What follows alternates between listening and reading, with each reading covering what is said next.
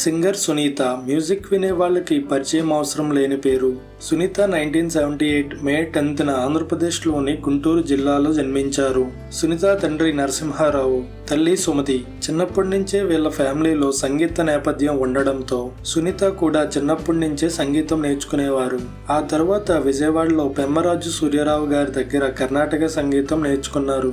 ఆ తర్వాత కలగా కృష్ణమోహన్ గారి దగ్గర లలిత సంగీతంలో 8 సంవత్సరాల పాటు సాధన తీసుకున్నారు.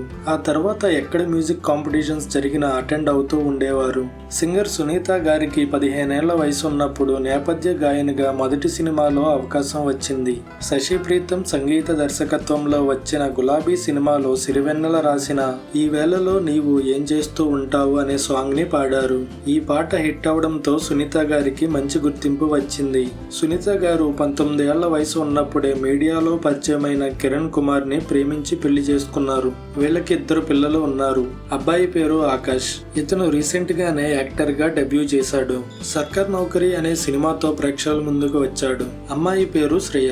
ఈమె సవ్యసాచి సినిమాలో టిక్ టిక్ టిక్ అనే పాటని కూడా పాడింది. కొన్ని పర్సనల్ రీజన్స్ వల్ల కిరణ్ కుమార్ తో డివోర్స్ తీసుకుని బిజినెస్ మ్యాన్ అయిన రామకృష్ణ వీరపనేనిని 2వ వివాహం చేసుకున్నారు సునీత.